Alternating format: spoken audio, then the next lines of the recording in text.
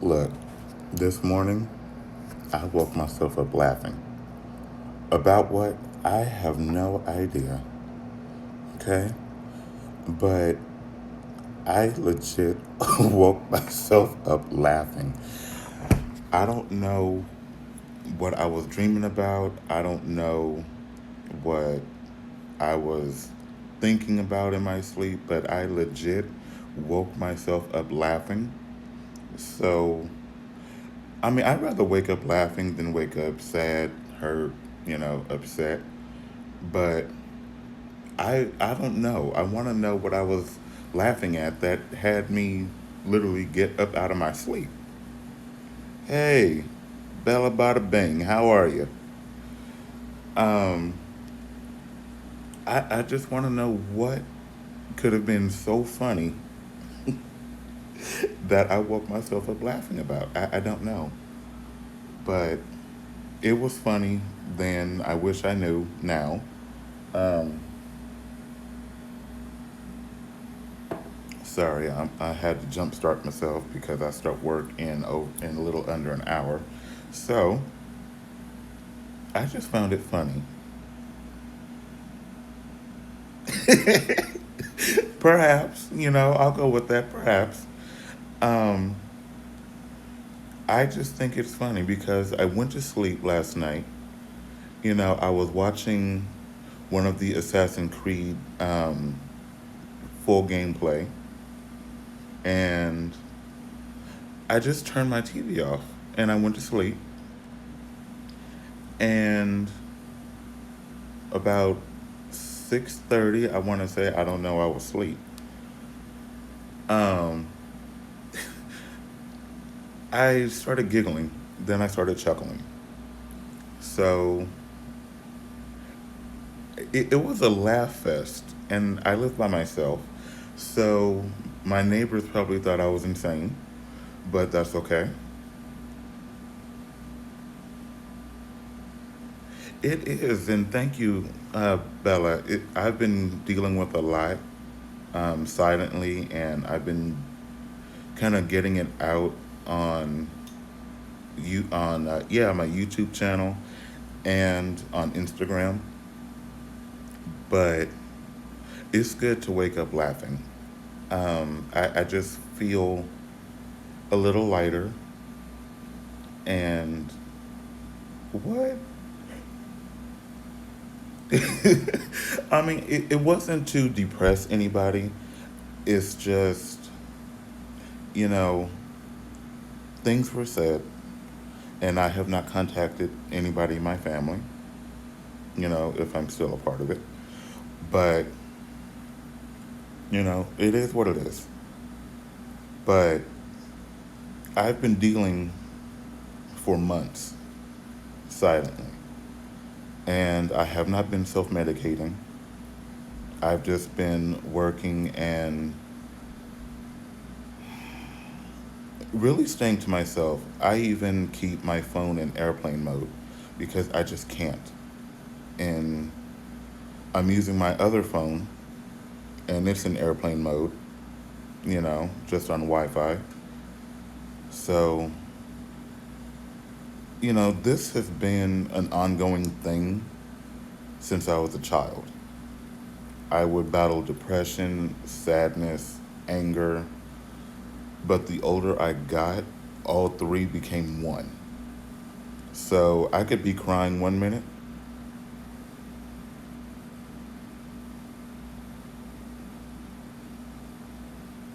Yes, absolutely. I completely agree with you. Um, you know, I could be crying 1 minute, I can stop crying, and I can get so angry. And I'm walking either to my car, to the grocery store, somewhere. I can just be outside.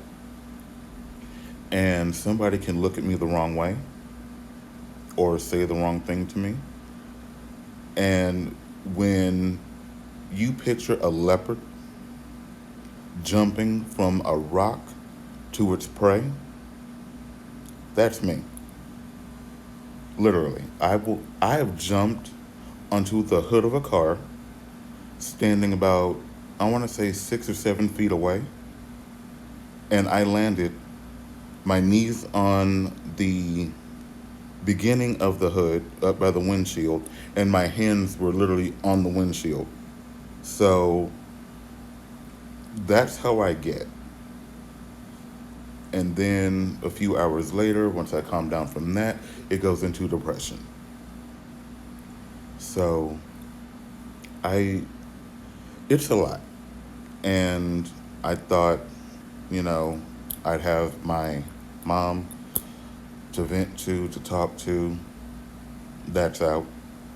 I don't really talk to my brother about it because he is very judgmental and he is very pro self and this and that.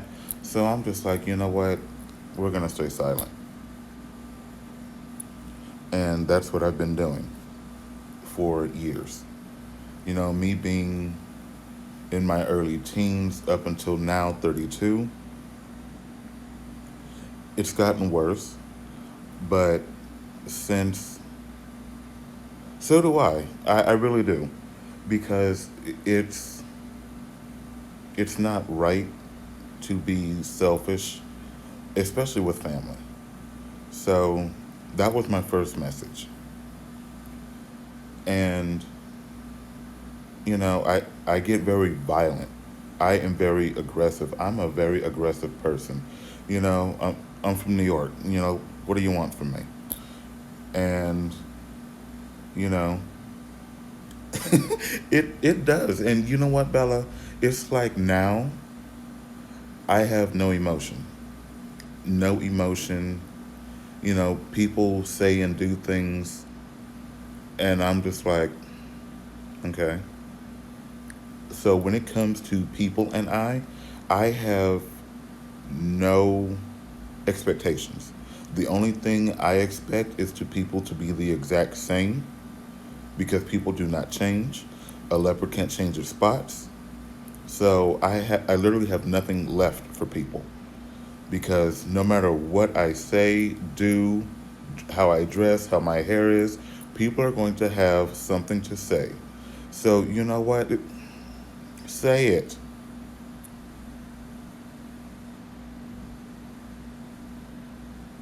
Wow. Wow. Okay, that was a read. You know, I'll give you that. That was a read. But you're right. You're absolutely right. And you know, coming from a semi-broken home and growing up in lies, and you know, I had to come to grips with something my mother said some years ago. She said, "You were not planned.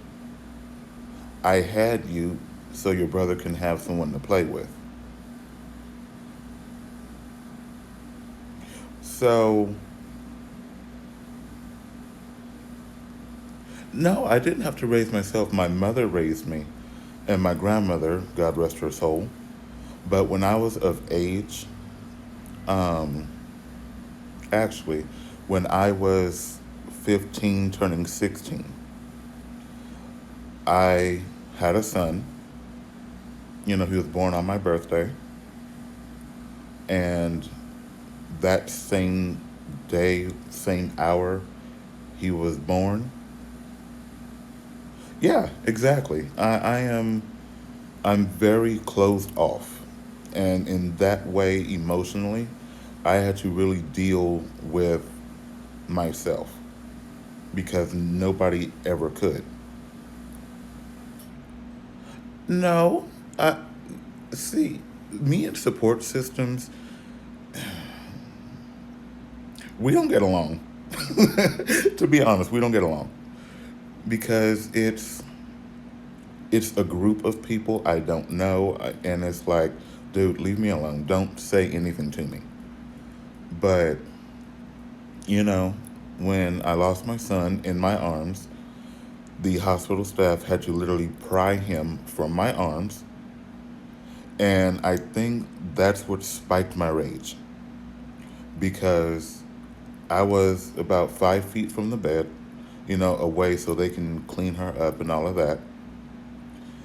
And once they took him from my arms, after he literally squoze my finger, he squoze my left index finger, and he was very calm and content, not screaming. And he passed in my arms, me about 3 feet from the bed. I jumped, I leapt, I lunged right on top of her. And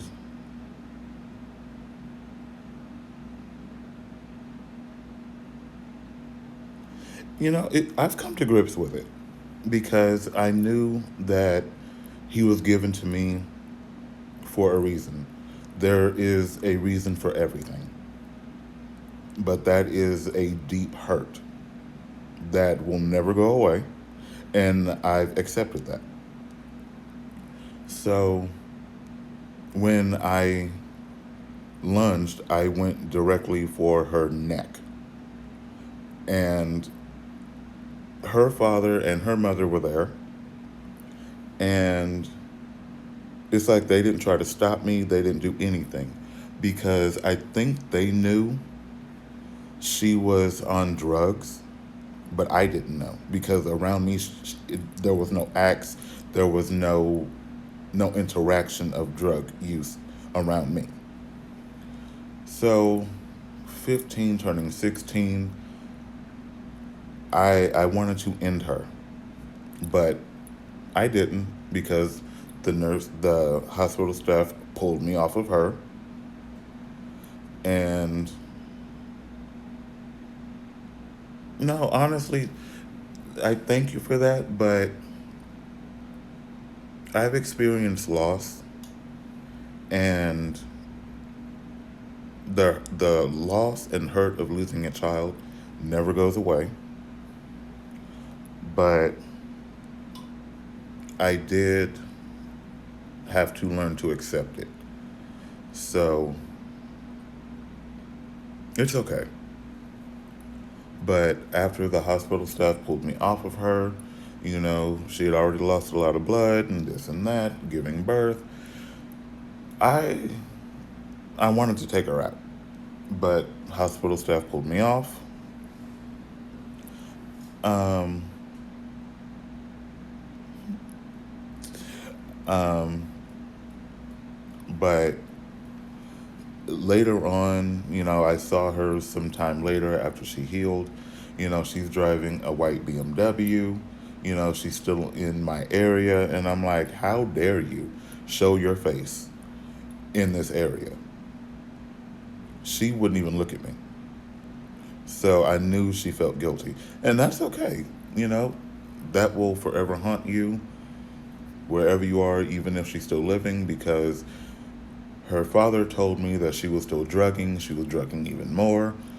I'm like, okay, whatever. That's her. That's her life. But later on, about a year later, that's when he called me on speaker. Of course, her mother. They're still married, and they accepted me as their son because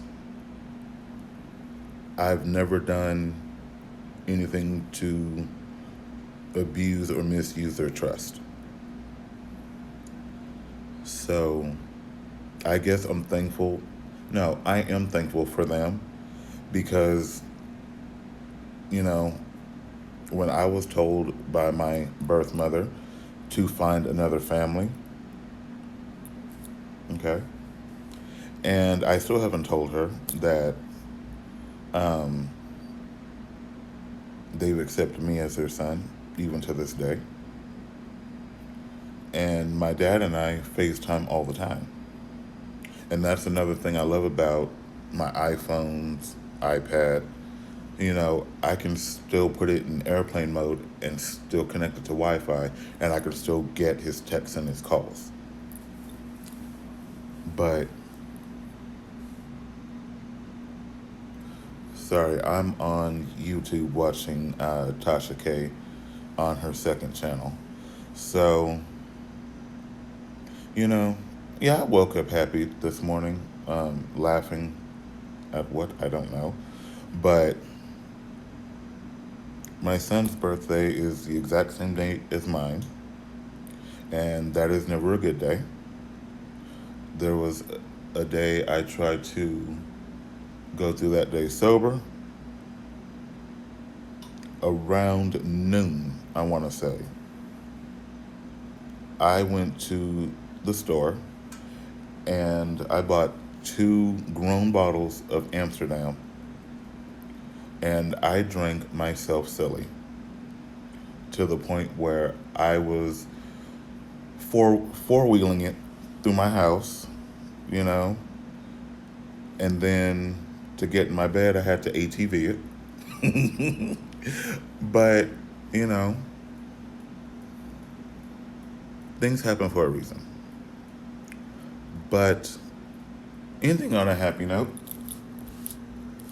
I'm going to enjoy this day, even though I'm working, until 7 p.m. Pacific time. Joy. But I'm sorry, I'm split because I'm holding one phone and the other phone is sitting on the charger. So, excuse me. But I'm going to go and I'm going to try to have fun. And I might see you guys later. Bye.